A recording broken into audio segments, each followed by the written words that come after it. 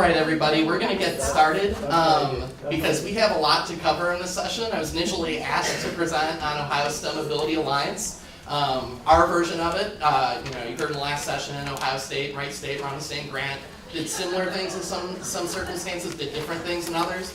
But also one recent thing that Wright State was able to collaborate with was an Autism at Work initiative with the Wright Patterson Air Force Base. To our knowledge, it's the first federal autism-specific hiring and retained employment initiative in the United States. And so we're going through both of these programs. Anna was kind enough to position us right before lunch, so we're more than happy to answer questions extendedly, but a lot of stuff here. But first of all, my name is Jason Gepperth. I'm a case manager on the Office of Disability Services at Wright State University, and I oversee all of our disability employment, vocational, career initiatives at Wright State, and I'm also one of the OSAA project coordinators. I'm Jen Barga. I'm also a case manager in the Office of Disability Services at Wright State. I have served as our office learning specialist, working with students with ADHD and learning disabilities, in addition to also doing OSAA program management and ability advising. Hi, I'm Molly Fore. I'm an HR specialist at Wright Patterson Air Force Base, and I'm also the disability program manager for Wright Patterson and then some other installations, military installations for the Air Force across the country. All right. So I've done variations of this presentation before, and I always like to talk about why I'm passionate about this work. I was a first-generation graduate in college of my family, both for an undergraduate and master's level degree. I remember my own difficulties, not really knowing how higher ed worked, having to kind of find out on my own. That always attracted me towards working towards at-risk populations of all sorts, international students, student athletes, first generation in a number of capacities. And when I came out to Wright State, I had the opportunity to work on this NSF grant to get more students with disabilities successfully placed into STEM fields. So that's one reason I had a personal investment, but I'm also very concerned about the college student debt bubble. I think college is rising in cost way too quickly, as many of my generation would attest and agree with. I think debt load is staggering in the best case situation. Even if you get your degree and you get that job and you're not hunting, I mean, some of us have joked, Jen and I will joke, maybe we're going to be paying off our student loans for the rest of our lives. I mean, and then if you don't graduate and you still have $50,000, $60,000, $70,000, $80,000 in debt, that is insane. That is so difficult to overcome. And to me, I'm a big believer that even if you get that degree, if you're not getting a commensurate job, it's just a piece of paper. It's a waste of money. And where that translates into disabilities, if you look at a snapshot, we know we have about a diagnosis rate of about 1 in 59 with autism. You look at 4-year degree completion in 6 years, and it's 57% for the general population. It's only 34% for individuals with disabilities. For those individuals with disabilities, postgraduate employment, 84% of the general population versus 53% for graduates with disabilities. If you look at the rates for autism spectrum disorder population, it's only about 20 to 30% after obtaining that 4-year degree, and when you look at the numbers even further, about half of that is what we consider commensurate. So not working, nothing against working at Starbucks or Kroger's, but you're not getting your 5, 6, 7-year, 4-year degree to work there. And so that's a big issue. So my kind of passion to this is just if we're taking the money from these students, any type of student, but if we're taking the money from individuals with autism in higher ed and we're not getting them to where they want to be, I mean, I think we're failing them. We're taking a bunch of money and we're throwing them out. And that's really distressing to me. So I've been very happy to be on some of these initiatives reversing that trend. So there are definitely, when we were in higher ed, we're talking specifically in higher ed, and we've identified some gaps that really kind of precipitate a lot of these issues. So first of all, disability services.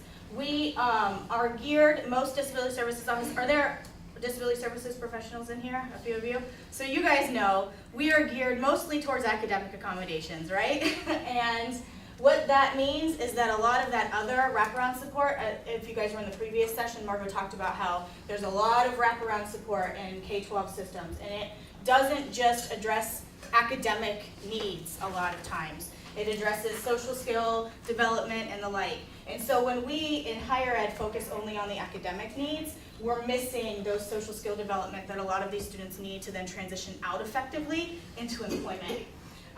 We also tend to focus our developmental programming on transition in.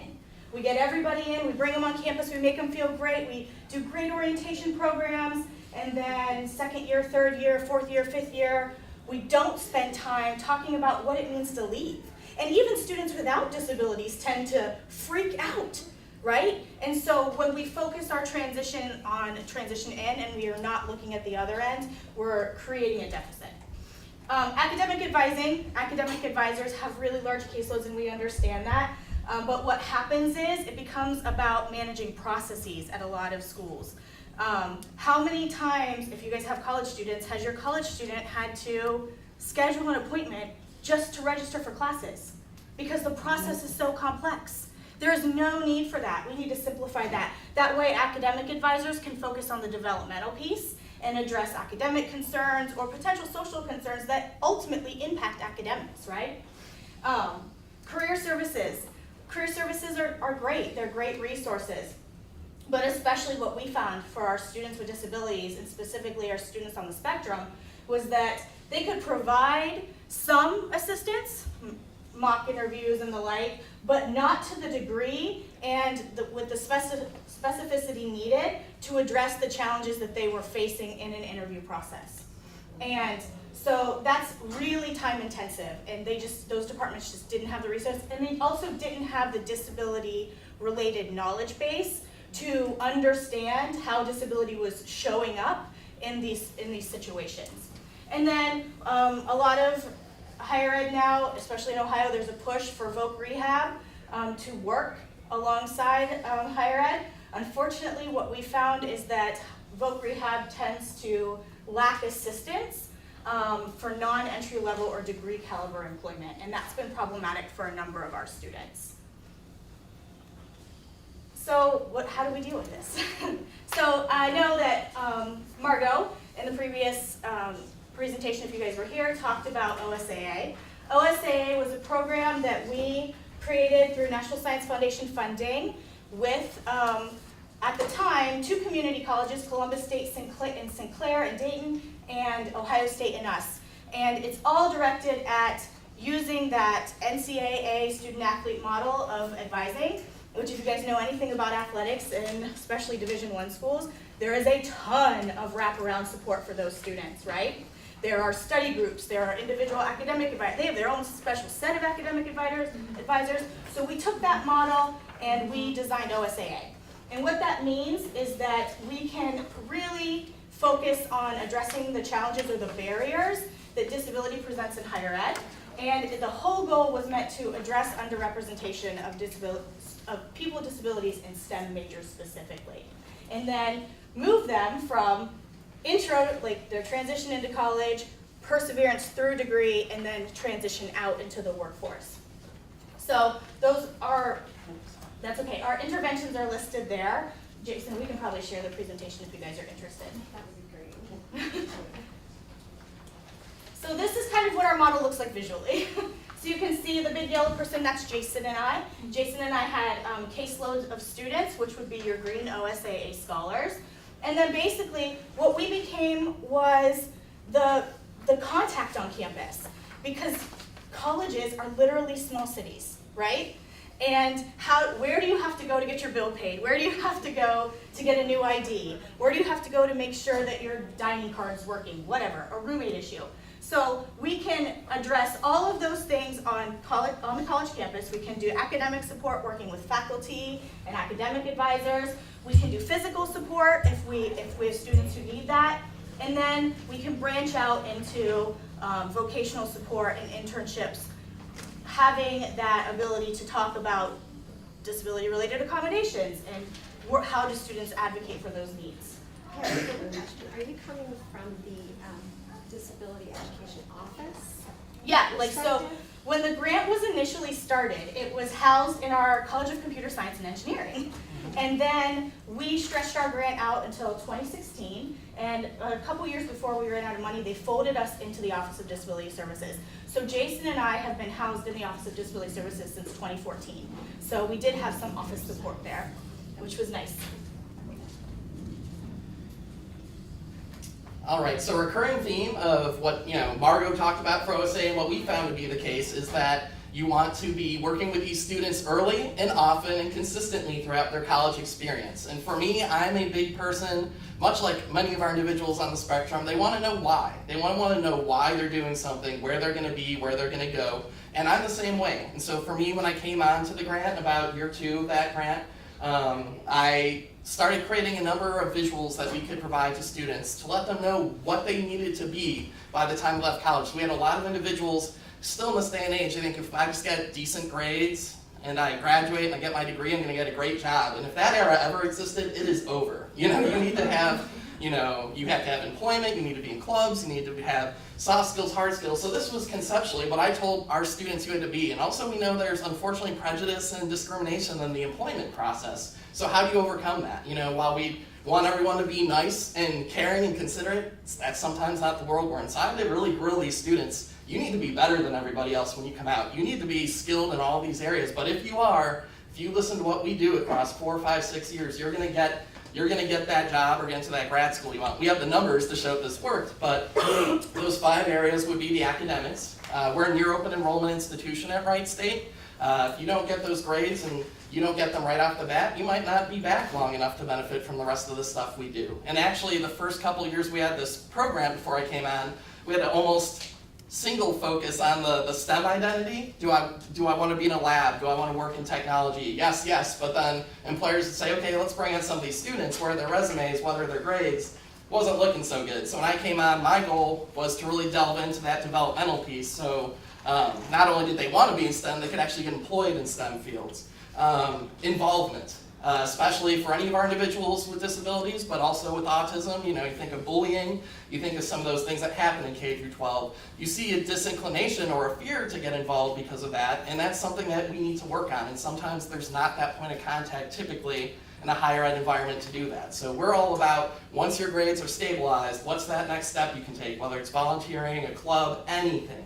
From there, let's translate that to an internship. Let's translate that to an experiential learning opportunity. It doesn't have to be an internship. It can be research. It can be a number of other opportunities that allow you to apply your major in a non-textbook fashion. We do work with all of our individuals on image. We work a lot on the resume and the cover letter, knowing that sometimes our individuals need more recurrence, more specificity, and that disability added element when we're talking about these things. The formal attire, the social media, all of our students have LinkedIn's. And then through all of this, that personality comes out a bit more. People who are scared, who are nervous, a little more quiet, they get that confidence. They go, I can do this. That stacks up over the case of those 4, 5, 6 years. And then especially after they get back from that internship, it's gone really well. It's given them that enthusiasm to get ready to go on into the world, which is really great. And that doesn't really come until we get these other 4 areas kind of locked down. So another visual I provide is just kind of letting our students know what they should be doing in an ideal 4-year process, and this is kind of what it looks like. You're transitioning that first year, you're developing these self-responsibility skills. Our one-on-one coaching is focused around that. Maybe if you're stabilized in the coursework, you start getting involved developing some of those soft skills. Year 2, you're building upon that. Year 3, you better be looking at internships if you haven't already. We want you to be doing something hands-on with your degree. And then by year 4, we want them to think about transition out. But we also want them, one of the strengths of our program was these folks who made it through could then kind of start proselytizing the incoming students, saying this worked. Here's what we learned, here's why you should do it, and then to be able to provide that perspective and advice from a student versus a staff perspective. And really, we want them to have an exit plan. There's a lot of students even without disabilities that, they show up 2 months to the career services 2 months before they graduate. It's like, okay, I need a job, don't have a resume, haven't thought about this really, and that's not what we want our students to be set up for. We want them to really have known what that vision is from literally year 1. So does all this work? Again, we are a near open enrollment institution. Our institutional average for first year retention is 60%. Our cohorts have had an 89% as an entirely at-risk population, and that also surpasses state and national averages substantially.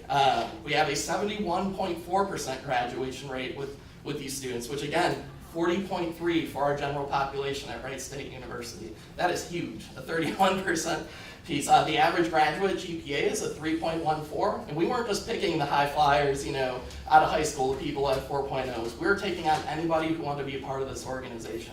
But that's a GPA that allows you to get competitive employment or into grad school.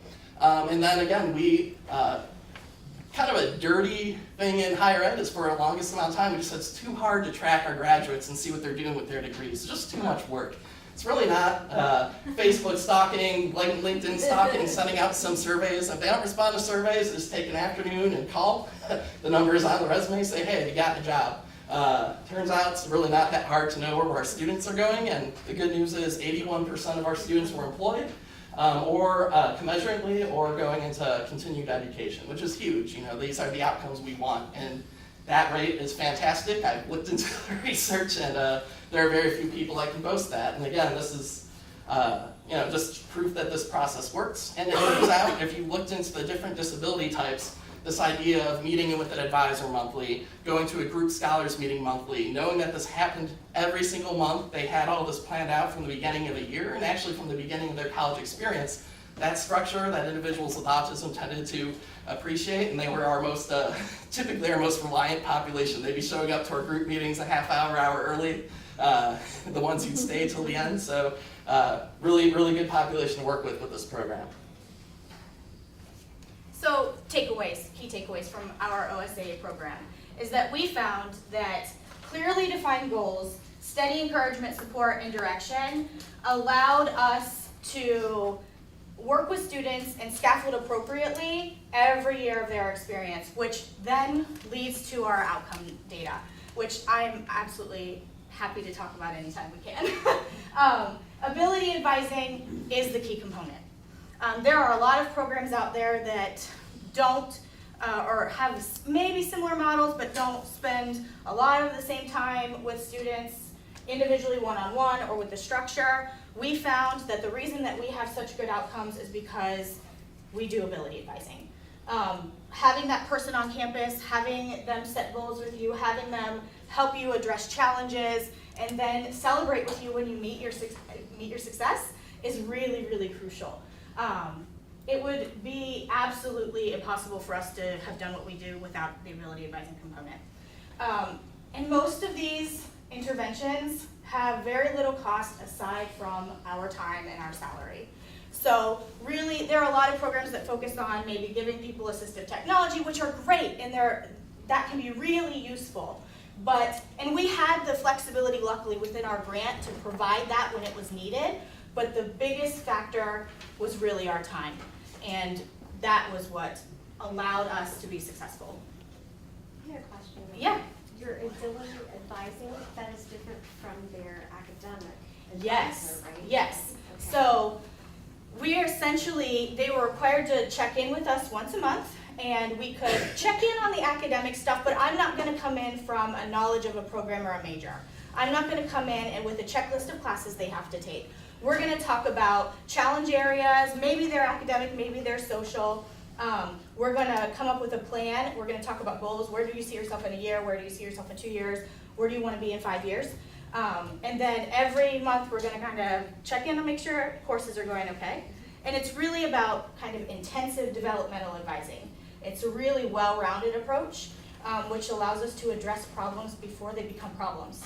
Do you have an actual paper published on this? We are in the process of working on one.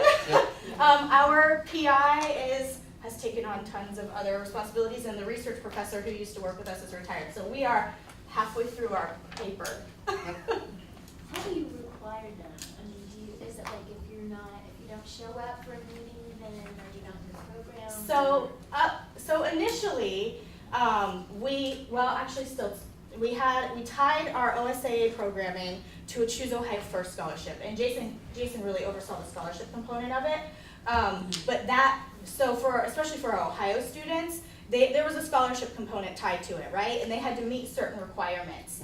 And part of that, but in all honesty, we had a number of students that just got so used to doing it that they just came even more often than they were required to, right? Because when you find that one person who can help you address challenges and then direct you to the right resources, that is key. So there was that component initially. In a single year, how many students are you two guys having to advise? So just in OSAA, at the height, it was what? I mean, at the height of it, we probably had a membership of maybe 100-ish, what we would consider active members, people who are meeting up regularly. We would have some students. Our definition for these criterion are people who met up for more than one meeting ever. The second they come for that second meeting, to where we had a chain where they weren't just coming in with their parents who said be a part of this group and we never saw them again.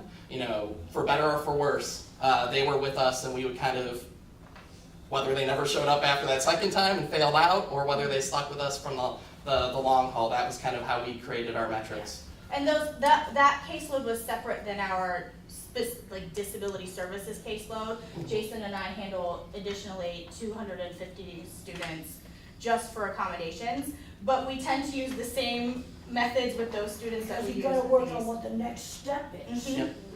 Yep. And you see, you gradually get them in clubs, then into Yep. internships, then into job stuff. You slowly transitioning out Yes. of academic before graduation. Yes. A slow transition. Yes. So the one thing I wanted to comment about with the scholarship, it was very nice, but at the same time, out of all of our STEM majors, were the NSF STEM majors lined up with Ohio STEM majors, and I was very curious, is it just because we're giving them a financial benefit? The numbers actually held up pretty consistently between our students funded, not funded. More interestingly, sometimes we'd have students who lose that scholarship because of a GPA component attached to it. Very often they'd still just keep showing up to meetings. So even after they were no longer eligible for the funding, they'd be a part of it, they could see it's still making growth in their own trajectories, and they'd stick with us. So I found that to be pretty nice. I'm just wondering if you've also connected, I know in Ohio we're moving with OOD counselors in colleges. Are you connecting with that as well? So we've actually had an OOD counselor who comes into our office once a week for years. And yeah, I know there's a new initiative to put them full-time in colleges. Or I'm not sure. employment after? Yeah, just I'm looking not at that. sure. So we attempt to work with OOD, but one of the things that we mentioned earlier was that it's okay. The challenge that we have there is that we're having students come out with really high-level degrees, engineering degrees or whatnot, and OOD is wanting to put them in Lower. service level positions, or they don't have the job coaches who have the experience in that degreed work field to transition them effectively. So that's why Jason ended up partnering with Molly, I like and she that can kind of feedback. talk about that. Okay. So. Now that's the state want to put them in that, or the? No, it's just an initiative opportunity yeah. for Ohio's with disabilities, and so it's just a counselor kind of That's idea. well, it's our state vote You for got that. a degree in computer science and you're gonna have them work at Walmart? No. Yeah, yes, that's what essentially would tend to happen. That's stupid. Agreed. We absolutely agree with that. Yes. I want to know, do you have a checkoff list for students to have to complete their first year, their second year? Is that a checkoff Yeah, list? that model I showed you is very much, it's reiterated. Literally, we'll sit down, we'll actually use the resume as kind of a template. I'll look at a resume and I'll go, okay, your GPA is really nice, but you have nothing else to fill out that resume. Where's that club or that soft skill? So that's where the ability advising comes in. And there are some students who are like, hey, I have a 3.0, I'm in clubs, I have an internship, why do I still have to meet? We're like, there's always a next step for you. So we always kind of, as they achieve a goal, we always find another goal to push them towards. There's never a good enough, there's never a, you're done. And is there an online portfolio tool that you would recommend utilizing with any of these types of students? Because portfolios tend to also help people visually see Yeah. what they've accomplished. We use a lot of LinkedIn. Yep, we use We LinkedIn. used to use like actual portfolios, but that was just obviously in dinosaur age, right? So Jason started really pushing his students to use LinkedIn, and now we encourage them to utilize their LinkedIn almost as an online portfolio. And then obviously if some students have blogs or whatnot, they can expand those out as well. I know some of my computer engineering, computer science people like to do that sort of stuff in addition, and then they'll just link that on their LinkedIn. I mean, but That's great. the Yeah, thing that's a is good there's so idea. much, again, prejudice, discrimination out there. LinkedIn, I mean, it's nice if someone has an e-portfolio, but LinkedIn, you can put all that stuff on, you can link to it, you can have the internship providers and the faculty write recommendations, and that gets rid of the concern, can the student do this? No, they have testimonials on it. So there's, and HR, I mean, they love that. show that they use LinkedIn, so, that's where we try to go versus separate From platforms. the first year they're doing LinkedIn?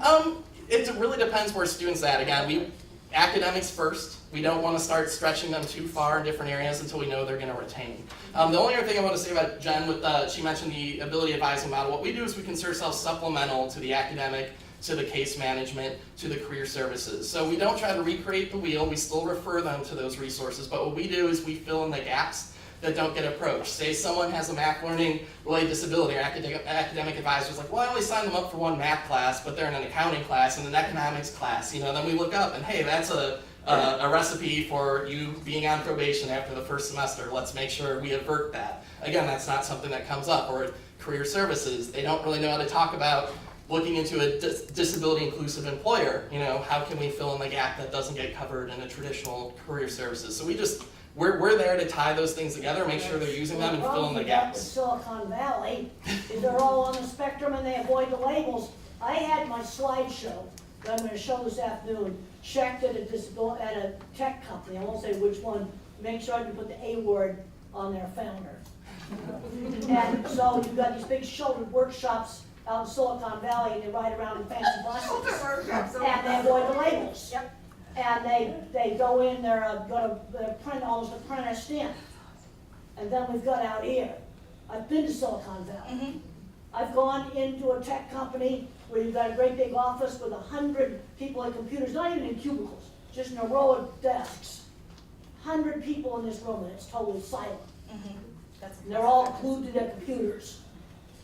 I can't identify it, I can't tell you where it is. But it's a big name, and I was there very recently. And that's the thing, I have to wonder, obviously, we have to talk to students a lot, because disability identity is a piece that we have to address when we're working with students, because higher ed is a completely different ballgame, and the work world is also a completely different ballgame. The thing that blows my mind is just how actively Silicon Valley avoids the Right. labels. So imagine Like, don't what put the could A be, word on our people and check my slides. what could be, imagine the change that could occur if people embrace Well, that. that's exactly right? what I talked to them about. Yep. That's why I'm here now in Silicon Valley and at Wright Patterson Air Force Base yesterday, and I did it for free, because I couldn't deal with all these stupid forms. So Fix that one. I think that those are absolutely important and valid points. And so we spend a lot of time actually, because the social piece is important to our students' development, and it's important to their ability to persevere in their degree programs. The other thing on LinkedIn, let's keep the weird politics and all the weird stuff off your LinkedIn profile. Yes, thank you for Absolutely, reiterating that. absolutely. Yep. Leave it at home, Yep. not on LinkedIn, get it off of Facebook. Yep, because people look at that, some of our students are always so surprised when we talk about social media presence. And you would think that these digital natives would kind of be a little bit more, but I know I have a middle schooler and she thinks that I'm crazy when I say these things, so I know I'm not alone. But how can you guys help, right? We talked a lot about practices. There are things that no matter where you work, you could absolutely implement on your own too. So emphasize conversation, that kind of goes back to how do we, accept a label maybe as part of our identity. Mentoring and goal setting. Goal setting is so huge. So disability services specifically, we try to make access to our services as easy as possible. We automate the process. It's just one less thing that students have to worry about, right? Academic advising, again, we kind of talked about this. We work really closely with academic advisors to try to, help them simplify processes, and then they can also address some of the developmental stuff that students need to do as well. Just wondering if you're working with the professors on campus at all, Yeah, and opening the doors of access for them. we do what we can. Yeah, what does But that look faculty, so anyone, Jason and I do a lot of the training through our office, like? Okay. and anyone that wants trained, we will absolutely do. What happens with faculty is we tend to spend a lot of time one-on-one with them. Okay. Tends to be reactive, but more often than not, once we've been able to have those conversations, then they come back to us, and we've been able to establish good relationships. We did succeed in one case with someone who wound up overseeing an initiative to get active flipped classes, and we got a toehold with him, got him to read a book on universal design, and at least for his incentive system for faculty to create courses around that piece. So every once in a while we luck out and we get a more proactive contact that really benefits, but bit of reactive. Yep. Okay. I have a quick question. Yeah. The students that come into your program, they have to come in with a 3.14? No. No, that's what they That was our graduate with. outcome data. That's your I So, average. Wright State, when Jason says we're a near open enrollment institution, Right. that pretty much means we're an open enrollment institution. Okay, so Yeah. you So- don't look at the SAT, ACT scores as, I mean, No. admissions is supposed to, but okay. that, I'll be honest, I have an increasingly large percentage of my caseload that is coming in with very low ACTs. Some that do raise a red flag because they're going to require intervention in some areas, right? But that does not limit who we will work with, right? So we're working with a really broad range of students. We let anyone into this program day one, or even if people found out about it year 2, year 3. I mean, at any point, we don't check GPAs. That's one scholarship did have some thresholds that were required by the state. But otherwise, aside from that one particular piece, just anybody who wanted to be part of it, so. So someone with no disability could be. Well, they had to be No. registered Yeah. with a disability. So that's Yes. the threshold, right? Like, you have to be cut, and that's kind of a remnant of our grant, right? Like, we are working with students with disabilities, so they did have to register with our office. And what that means is that we had, especially a number of students on the autism spectrum, they don't necessarily receive official ADA academic accommodations, but we register them with our office anyway, so that we can do supplemental programming like this. So that they can then be part of OSAA or the RACE program, which is specific for students with disabilities. So that's an option, but that is a criterion. Mhm. I'm sorry. Yeah, go So ahead. you each have 250 students on your caseload, Yeah. plus you have these students? Yeah, luckily, there's not a ton of OSAA students right now, because most of our cohort has graduated, and we have not actively recruited in a couple of years, or a year or so, as we've just kind of been graduating those students. There is some overlap with our caseload, so, So are your job descriptions changed based on? well, we wrote this into our job description when they Yep. folded us into the Yeah, we're office. technically disability and STEM support specialists is our So, title. we had the flexibility to do that. Okay. For the sake of just the rest of our timeline, so we can actually not only talk about her great program, just any questions, because we'll be sticking around that gap, that 15-minute gap between here and lunch. We can even talk in lunch too. If you could just write those down, we'll get them all answered. So we're very passionate about this. I just want to make sure she doesn't run out at the end. So last on this slide before Molly gets to talk, I think. What do you say, like, these are some suggestions we have for people who are working with this student population, right? And some people, we've heard this before, well, you guys know that they have a disability, or specifically, you know that they have autism, we don't, how are we supposed to address that? Well, in all actuality, when we started OSAA, we were not housed in the Office of Disability Services. We were housed in the College of Computer Science and Engineering, which means we were not privy to disability-specific information. And unless I go look, or students on my specific caseload, I don't necessarily look at disability-specific information until they disclose it, which means that I am asking about strengths and weaknesses and challenges, and most of them end up disclosing disability, and then that becomes part of our conversation. But they then disclose to us in a way that they're comfortable with. And that's what we found, is that us having consistent relationships allows them to then open up and disclose in ways that are comfortable and allows us to set appropriate goals. We're quite sure this model would work for any student and any marginalized student, but any student in general. Is this model written up in anything? In NSF reports, it's We're- pretty yeah. much, at that point. So, but that will be part of our One thing publication I've seen, efforts. I travel around a whole lot, and like if I get hired by the, like major university lecture service, they really know how to promote it. But I've done stuff where I've been hired by the disability office, they don't know how to get out of the bubble. Mm-hmm. I'm not gonna say where I went, it's just somewhere in the United States. Yep. Well, they don't think to contact the veterinary department or something like that. Yeah. They're just staying in their own bubble. Yep. No, absolutely. and- Silos are. Well, what I'm Horrible. trying to do now in the talks I'm doing, I'm trying to bust up the silos. Yep. That's why I'm gonna write Patterson one day free, Yep. Tech another day, a cattle meeting another day, sustainable ag another day. Absolutely. And that's huge, right? Like, that's, because we've had this discussion a lot. Like, when we were housed in a college and not disability services, we had to learn how to break through a lot of those silos in order to best serve our students. And we took that mentality with us. Like, so now, you know, it's a lot of working across disciplines, working Well, what you across. gotta do now is you've gotta write your stuff up. One thing I've learned in a long career in cattle, so one of the things that helped me have an effect on the livestock industry, I wrote about myself. I do a successful project and I wrote about it. Like my McDonald's and Wendy's animal welfare, I got 5 scientific papers on that. I cannot emphasize enough, write it up exactly what you've done. Will do. Moves our priority And list something up. that's accessible on the databases, something permanent. Yes, thank you. That was good. I needed that motivation. No, I'm serious. You've got It's gotta be a Right now, priority, I'm right? updating one of my autism books, and if you had a paper, it'd be going right in there. There's no paper. You even have press releases? Do you have anything? So- We might have some, I mean, Yeah.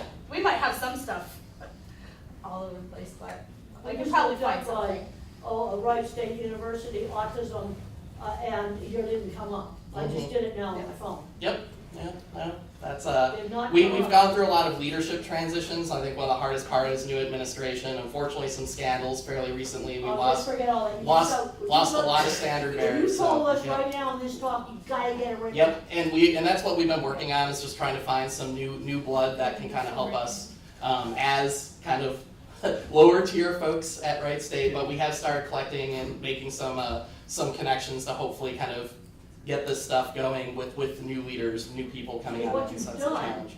is you're making sure the student doesn't like trash some classes, Mm-hmm. deal with that, not take, 3 math heavy classes at the same time and set up to fail. Then you're getting them into the student clubs, then you're going internships. In Yep. other words, you're starting that gradual transition. Mm-hmm. See, that's super, super important. Yep. Yes. Moving on our priority list, I would agree. Paper writing. So really quickly, before we kind of turn things over to Molly to talk about autism at work, I want to kind of talk about why autism at work is so important to me and Jen, kind of working and doing this work and wanting that next step to be there, why it's so important, what she's done on her end. We talked a lot about things we can do, on our end to help prepare students, essentially autism mask, what was talked about in an earlier session, this idea of we do go train students how to handshake and all this different stuff. And that's great, eye contact, this and that, to overcome some of those biases in interviewing. But that being said, there's a lot of stuff there that's kind of dumb. I like to show this infographic, and let's see if I can blow it up a bit. Zoom. So, all right, it's a smiley guy, and they talk about how basically we see somebody, and in 30 seconds, we already make a decision on whether we're going to hire them or not. It's all about stupid stuff. Are they handshaking with the right grip? Are they making eye contact? Can they make witty banter? What's their posture look like? How fashionista are they? These are things that I guess maybe in a front-facing, very dynamic customer service job might be important. The problem is, we all, and I've said on hiring boards, we do this regardless of our background. We say how dumb it is, and then we take that as the #1 priority when we're hiring. And that's just, are we getting the best people out of the process with that approach? Sorry, I gotta go back through. I would argue no. Almost there. Put your title slide up there so I can take a picture of it. That's not the only thing I'm gonna get. Let's see. Can I do that a little bit? Yeah, okay, that'll be fine. Yeah, so for jobs that are not front-facing, why do we put all this pressure to have the specific skill set take priority in interviews? How many of us know somebody who's completely incompetent at their job, horrible at their job, but they're the most charming interviewer in the world, and we have to deal with them day in and day out. We're doing the work for them, and they stink. And it's because we hired them through these dumb processes. So, and when you think of the areas for improvement for individuals on the autism spectrum, literally everything that we overemphasize in an interview is in their areas of weakness typically, and all of their strengths tend to be areas that are underemphasized or ignored altogether in a traditional interview. So I'm going to turn it over to Molly to talk about an issue she created the base to kind of combat this. All right, it's time for lunch. Thanks for having me. Sorry, I'm just kidding. 5 minutes. Yeah. So Jason and I met through the workforce recruitment program. If you guys are in higher education and don't know anything about it, I don't have a slide on it, but please Google workforce recruitment program, or the website is wrp.gov. It connects higher education, faculty and disability services offices with federal and state government offices to offer internship programs for these students at no cost to the organization. So that's a huge win for my managers when I'm talking to them about the benefits of this program. And again, it's for students and graduates with disabilities. So Jason already talked about kind of the interview process and what most managers look for. We kind of threw that out the window when we were looking at hiring individuals on the autism spectrum. So what we did was, Jason went out and solicited his students and grads that had autism to volunteer to participate in this. They would have to disclose their disability. We needed to know that they had autism and that they were eligible for this program. Then I, in turn, looked at their majors and made some connections with different offices across our installation. We have over 13,000 civilian employees at Wright Patterson Air Force Base in Dayton. It's a huge employer. We're the largest single site employer in Ohio. We have a lot of opportunities that we can be offering to these individuals. Once we made those matches and kind of paired up their degrees with the different offices, I talked to the managers, explained what we were trying to do, told them what to expect in an interview session. You're not going to get that handshake. You might not get any handshake if they have sensory issues. They might be, moving around in their chair, wiggling, or doing some things that just you might not be privy to in a normal structured interview process. Another thing we did was make the interviews at Wright State, so the candidate was very comfortable with the setting. We didn't have to, take them on base and get a pass and do all that craziness. So they were in a setting, an environment that they knew. Jason was there. I got to know these candidates as well. We all sat in on every interview. We threw out the structured questions and just had a conversation, an open dialogue with the candidate. Next slide. Okay, how did we go about convincing hiring managers? So a lot of people, when they hear disability or the A word, they kind of tense up and say, no, that's accommodations, that's a lot of headaches, I don't want to do this. People with disabilities in general bring different perspectives to problem solving. They've had to go through a lot of obstacles in life. And we need that as an employer. When we're faced with problems and we're trying to research and develop different planes and test systems to go out in those planes, we need people with those different perspectives. In addition to that, people on the autism spectrum may offer these other benefits like the focus, unique perspectives, huge attention to detail, direct and open communication, which is sometimes hard to swallow for people if they don't understand that. So again, that was another thing that we tried to socialize with the managers before the interview process. So next slide. Okay. Once we made our initial selections, we had, we'll go through some of the results on the next slide. We had about 15 selections. Last year was our first cohort. We did a lot of training and awareness for those organizations. We set up mentors to help coach the individuals. So these are people that volunteered for these roles as a mentor. They were very active in making sure that these individuals were motivated and comfortable and set up for success. There was training provided to the supervisors and the mentors to kind of tell them about, what it means to employ someone with autism or how to coach them. We also had the employees fill out assessments, so individualized assessments so that the managers could know, okay, this person prefers a checklist when they're tasked a job, or this person is more of a visual learner, or they might be quiet, and that doesn't mean that they're, put offish or anything. They just are a little more quiet than normal. Sorry to interrupt that flow, it's awesome. What are you using as programs or any resources that you're showing your employers for the preparation of hiring? Or are you using resources to help them, or is it more of a talk? It's more of a talk. So Okay. we'll do like a training session for an hour where, I have them all in the room and we talk about this may happen where they might need to take a break at lunch or go around for a walk when they get frustrated. And it's trying to give them a look at what could happen. It's not necessarily one size fits all. Yeah. Just this past year, which was our second year in the program, we partnered with somebody outside of the gate to offer the training. They're more specialized in autism. Yeah. So, Who was that? Positive Solutions Behavior Group. Okay, thank you. yeah. And we also offered training to the employees. So it's all about prep with individuals on the spectrum, so we wanted to prepare them for what to expect for their first week. So they, gate access. If you have ever been on a military installation, you have to go through a military gate, and there's, the military guards, they've got their rifles, and they're gonna check your pass, and it's very intimidating, even if you're not on the spectrum. So we wanted to make sure they understood what to expect that first day. Another thing that we do with the candidates and employees is we have monthly luncheons. So our base is very big, large. A lot of these individuals, if we didn't have these luncheons, they wouldn't know that they could be working alongside someone that is also on the spectrum. So we bring everyone together. We do fun events like bowling, and then we also do kind of lunch and learns where they learn how to get into that permanent role, because the internship period is a 1-year temporary appointment, ultimately trying to get them to permanency. Next slide. Okay, so here's our results, and I think I have one more slide after this, so we're almost done. We had 15 participants last year in the program. We are converting 10 into permanency. The other 5 are still, finishing out their internship period. They could be converted, but we're very happy with that rate. We weren't sure, we weren't sure what to expect at the beginning, and I think that's a great rate to have. The second cohort, which they've all onboarded now, and we have 12 individuals. So again, we're gonna keep checking in on them and the managers and the mentors to make sure, that they're having a successful experience.